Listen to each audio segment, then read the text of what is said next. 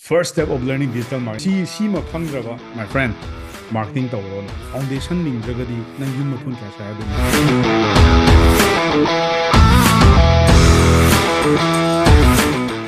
Ahoyna karigidamagta huziki matamda digital marketing habsa kyamna powerful oikeda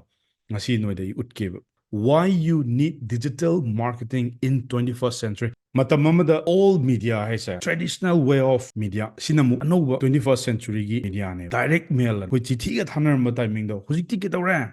digital gi era sidadi sigi pocha email na change tawre matamamada network marketing Facebook lakpadai di group seme anga ore kanda TV ko yam henge hujinamu kayon thwa YouTube enge se de radio mayam matamamada di tare makai pawde te na value laina tarme hujikan gi matam sida ke tawge hanta koi gi podcast lakpa customer gaisa they are very valuable covers empire koi newspapers blogs article sigi principal marisa see one of the most important. Number one, vision. Kari do ina tawningi je si ma hana declare isana tawdragadi sungya yaroiba. Adi second, blueprint. Business yorgana proven method formula ne. Kamain tawraga ai vision je yogdeno foundation. Foundation lingdragadi nang yum mathun kya saya deno. Foundation tamba matamda sida oza guru naya tamu pase sina soigan de. Number 4 da koi no huzik youth side tar ne. Koi me amse. Mi na khotna je me amse amta uroiba. Kai uni hamatan da my result je. Aduna koi plap bulaga nai khai sem to koi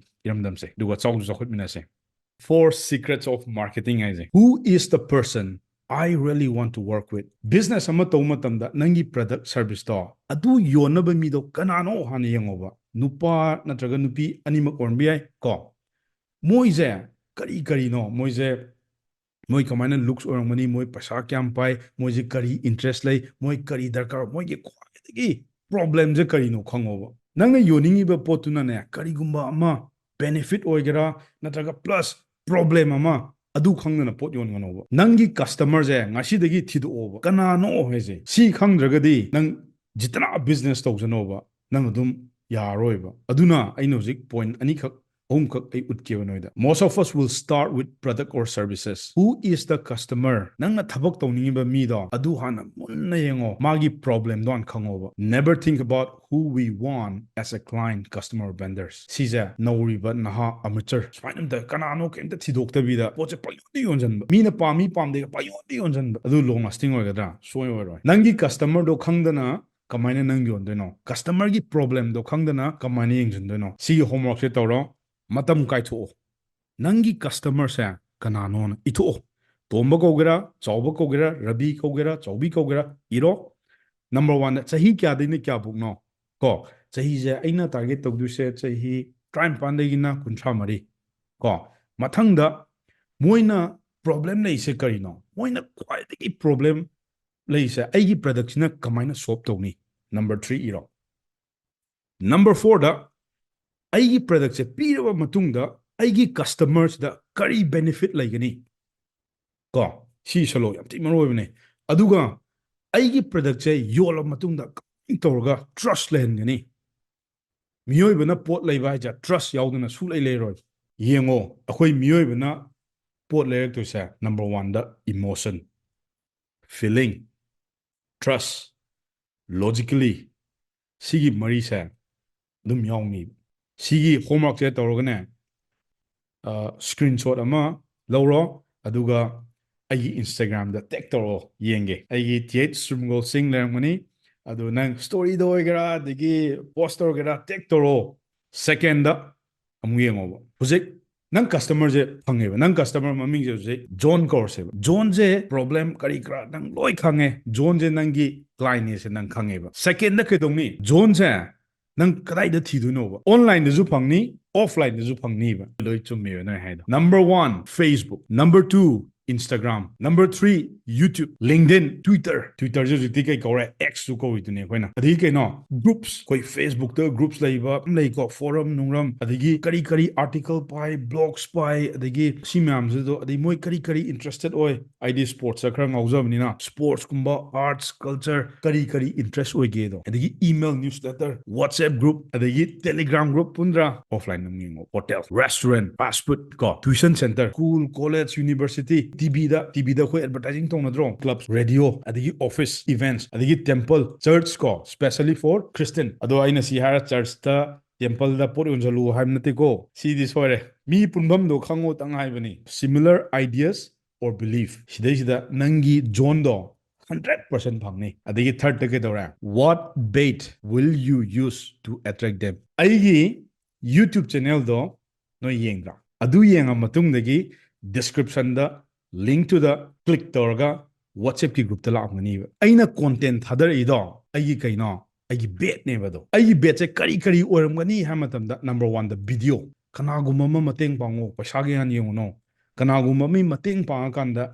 ꯄ꯭ꯔꯣꯕ꯭ꯂꯦꯝꯗꯣ solve ꯇꯧꯔꯀꯥꯟꯗꯅꯤ ꯄꯩꯁꯥ ꯂꯥꯛꯇꯣꯏꯁꯦ ꯑꯗꯒꯤ ꯊꯔꯗꯇ audio recording ꯍꯥꯏꯔꯒ ꯑꯩꯈꯣꯏ recording ꯇꯧꯕ ꯅꯠꯇꯦꯀꯣ ꯑꯩꯈꯣꯏ ꯍꯧꯖꯤꯛ phone ꯇꯦꯄꯤꯡ ꯅꯨꯡꯄꯤꯡꯅꯦ ꯑꯗꯨꯝꯕ ꯑꯝꯇ ꯅꯠꯇꯦ ꯉꯁꯥꯏꯒꯤ ꯄꯣꯗꯀꯥꯁꯇꯣ ꯑꯩꯒꯤ ꯗ ꯑꯜꯇꯤꯃꯦꯠ ꯃꯥꯔꯀꯦꯇꯤꯡ ꯒꯦꯝ ꯄ꯭ꯂꯥꯟ ꯑꯅ ꯄꯣꯗꯀꯥꯁ ꯑꯃ ꯂꯩꯕꯗꯣ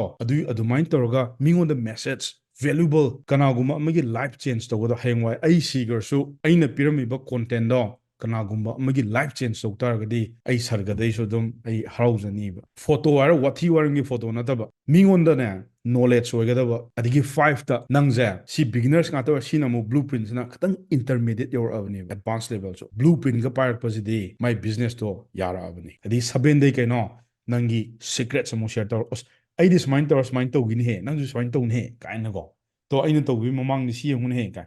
ꯁꯨꯝꯕ ꯄꯤꯌꯣꯕ last the most important thing for bait ꯁꯤ ꯈꯪꯗ꯭ꯔꯒꯗꯤ ꯕꯦꯠ ꯁꯦꯝꯕ ꯑꯃꯨꯛ ꯋꯥꯔꯅꯤ ꯃꯌꯥꯝ ꯁꯤ ꯃꯤꯁ ꯇꯧꯕ ꯌꯥꯗꯦ ꯀꯔꯤꯅꯣ ꯍꯥꯏꯕ ꯃꯇꯝꯗ ꯅꯪꯒꯤ ꯀ꯭ꯂꯥꯏꯟꯠꯗꯣ ꯑꯩ ꯆꯥꯟꯅꯅ ꯄꯤꯌꯣꯕ ꯅꯪꯒꯤ ꯕꯦꯠꯇꯣ ꯑꯗꯨꯏꯗꯨꯅ ꯅꯪꯒꯤ ꯀꯁꯇꯃꯔꯗꯨꯗ ꯆꯥꯅꯕ ꯄꯣꯠꯁꯦ ꯄꯤꯁꯦꯕ ꯑꯗꯨꯒ ꯗ ꯂꯥꯁ ꯊꯤꯡ ꯐꯣꯔ ꯃꯥꯔꯀꯦꯇꯤꯡ ꯀꯔꯤꯅꯣ ꯅꯪꯅ ꯔꯤꯖꯜꯠꯁ ꯄꯤꯅꯤꯡꯉꯤꯁꯦ ꯅꯝꯕꯔ 1ꯗ ꯁꯤ ꯑꯃ ꯂꯩꯌꯣꯕ ꯁꯤꯗ ꯄ꯭ꯔꯗꯛꯀꯤ ꯁꯥꯔꯚꯤꯁꯀꯤ ꯇꯣꯛꯊꯣꯛꯈ꯭ꯔꯣ ꯄꯩꯁꯥ ꯍꯥꯏꯕ ꯄꯣꯠꯁꯦ ꯑꯣꯇꯣꯃꯦꯇꯤꯛꯂꯤ ꯅꯪꯉꯣꯟꯗ ꯂꯥꯛꯀꯅꯤꯕ ꯅꯪꯅ ꯀꯅꯥꯒꯨꯝꯕ ꯑꯃ ꯔꯤꯖꯜꯠ ꯄꯤ ꯇꯥꯔꯒꯗꯤ ꯑꯗꯨꯒ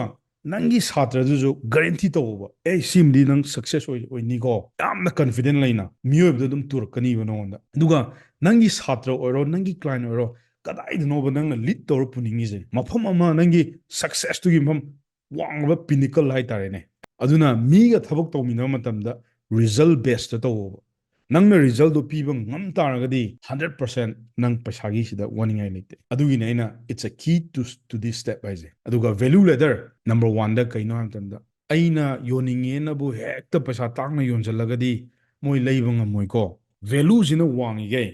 ꯅꯪꯒꯤ ꯄ꯭ꯔꯥꯏꯁꯁꯤꯁꯨ ꯍꯦꯟꯒꯠꯇꯣꯏꯅꯦꯕ ꯑꯗꯨꯒ ꯁ꯭ꯇꯦꯞ ꯕꯥꯏ ꯁ꯭ꯇꯦꯞꯁꯨ ꯌꯦꯡꯉꯣꯕ ꯚꯦꯂꯨꯁꯤꯅ ꯄꯤꯛꯏꯈꯩ ꯅꯪꯒꯤ ꯄ꯭ꯔꯥꯏꯁꯁꯤꯁꯨ ꯄꯤꯛꯇꯣꯏꯅꯦꯕ ꯀꯩꯒꯤꯅꯣ ꯍꯥꯏꯕ ꯃꯇꯝꯗ ꯁꯔꯚꯤꯁ ꯄꯤꯕ ꯃꯇꯝꯗ ꯁꯔꯚꯤꯁ ꯈꯤꯇꯪꯈꯛ ꯄꯤꯔꯗꯤ ꯄꯩꯁꯥꯁꯨ ꯈꯤꯇꯪꯈꯛ ꯆꯥꯔꯖ ꯇꯧꯗꯣꯏꯅꯦꯕ ꯑꯗꯨꯒ ꯅꯪꯒꯤ ꯁꯔꯚꯤꯁꯅ ꯌꯥꯝꯅ ꯋꯥꯡꯉꯤ ꯇꯥꯔꯒꯗꯤ ꯄꯩꯁꯥꯁꯨ ꯋꯥꯡꯀꯅꯤꯕ ꯑꯗꯨꯒ last not but the least 1 understand the strategy entrepreneur ꯑꯃ ꯑꯣꯏꯒꯦ ꯍꯥꯏ ꯇꯥꯔꯗꯤ you need to learn number 1 is strategy step by step ꯈꯪꯒꯗꯧꯅꯦꯕ ꯑꯗꯒꯤ ꯁꯤꯁꯇꯦꯝꯗꯨ ꯂꯩꯔ ꯉꯥꯛꯇ ꯑꯃꯨꯛ ꯌꯥꯔꯣꯏꯕ ꯀꯩ ꯇꯧꯔꯛꯀꯅꯤ ꯁꯤꯁꯇꯦꯝꯗꯨꯁꯨ ꯀꯅꯥꯗ ꯄꯤꯔꯅꯤ ꯃꯥꯅ ꯍꯩꯖꯕ ꯑꯗꯨꯅꯅꯦ ꯀꯝꯄꯅꯤꯗ ꯑꯦꯛꯁꯄꯤꯔꯤꯌꯦꯟꯁ ꯂꯩꯕ ꯄꯥꯝꯃꯤꯍꯦ ꯋꯦꯕꯁꯥꯏꯠ ꯁꯥꯕ ꯍꯩꯕ ꯁꯦꯜꯁꯇ ꯍꯩꯕ ꯀꯩꯒꯤꯅꯣ ꯒꯣꯜ ꯚꯤꯖꯟ ꯑꯗꯨ ꯑꯅꯤꯗꯨꯃ ꯒꯣꯜꯒ ꯚꯤꯖꯟꯒ ꯆꯞ ꯃꯥꯟꯅꯩꯀꯣ ꯕ꯭ꯂꯨ ꯄ꯭ꯔꯤꯟꯠꯗꯣ ꯑꯗꯨꯒ ꯅꯪꯒꯤ ꯐꯥꯎꯟꯗꯦꯁꯟꯗꯣ ꯑꯗꯩ ꯐꯣꯔꯠꯇꯨꯅ ꯅꯪꯒꯤ ꯂꯦꯕꯔ ꯋꯔꯛꯇꯨꯅꯦꯕ ꯍꯥꯔꯗ ꯋꯔꯛ ꯀꯔꯤ ꯀꯔꯥ ꯗꯦ ꯑꯦꯟ ꯅꯥꯏꯠ ꯅꯪ ꯊꯕꯛ ꯇꯧꯔꯒ ꯒꯣꯜꯗꯣ ꯐꯪꯉꯛꯇꯣꯏꯅꯤꯅ ꯆꯞ ꯃꯥꯟꯅꯩ ꯁꯤꯗ ꯑꯥꯏ ꯑꯦꯝ ꯁꯤꯌꯣꯔ ꯅꯣꯏꯅ ꯒꯨꯒꯜꯗ ꯐꯪꯗꯕ ꯐꯦꯁꯕꯨꯛ ꯌꯨꯇ꯭ꯌꯨꯕꯇ ꯌꯦꯡꯕꯗꯣ ꯁꯤ ꯍꯥꯟꯅ ꯐꯖꯅ ꯒ꯭ꯌꯥꯟ ꯇꯥꯕꯤꯌꯨ ꯑꯦꯅꯥꯂꯥꯏꯁ ꯇꯧꯕꯤꯌꯨ ꯈꯪꯗ꯭ꯔꯦꯅ ꯀꯣꯏꯁꯟ ꯍꯪꯉꯛꯑꯣ ꯊꯦꯡꯛ ꯌꯨ ꯁꯣ ꯃꯆ